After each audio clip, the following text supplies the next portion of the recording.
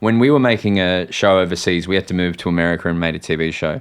And when I felt homesick, I would watch the panel on Saturday mornings, old panels on YouTube. Jesus. So you're talking to Heath Ledger, or you're like, very old. it was fun. It was a fun thing to do. But so that is to say that the work that you and your crew do is kind of iconically Australian. I feel like you have a good understanding of at least what your Australia is. And I'm curious to know what you feel like Australia's relationship to footy is and where it sits. So I find it amazing that in a one country with 25 million people, you can have 4 football codes with this absolute base core audience that's passionate. Yeah. And that's amazing. And I feel like AFL's a bit of the unstoppable force. Mm-hmm. It's just, I went to Taylor Swift the other night. Did you? And you can't, a few songs off some of her lesser albums could have gone. I was sitting behind Craig McRae and I was about to lean over to him and goes, "We get the runner out, do we, Craig?" It was 3.5 hours, wasn't it? Yeah.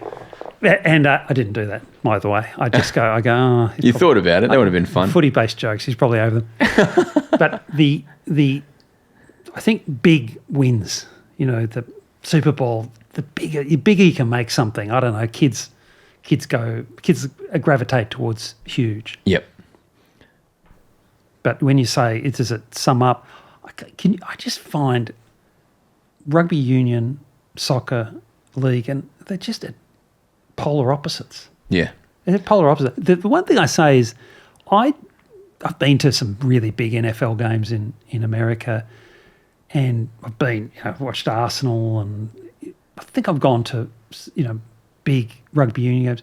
I don't reckon there's a game that affects you like AFL. I feel drained at the end of an AFL game. Yeah, I agree. We went to you didn't come. We went to the Giants Stadium, MetLife Stadium in rural New Jersey.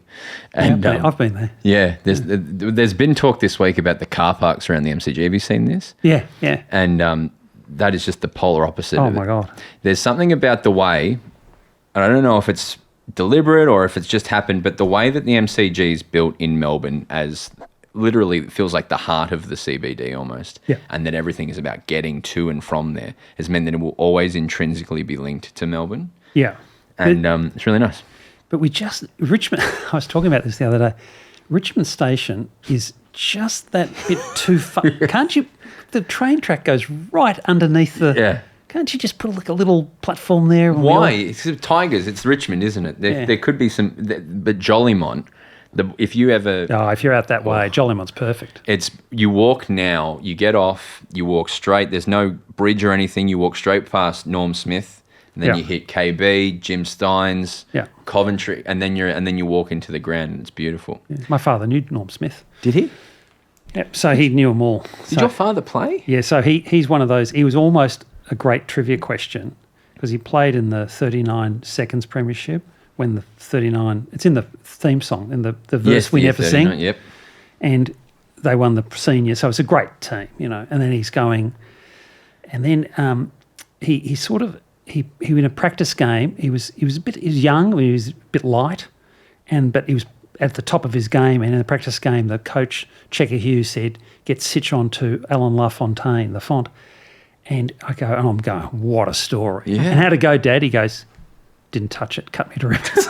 So he got his card marked for the year. But in the finals that year, he was in the best 3 or 4, and the other 2 or 3 got up to the grand final. Fun.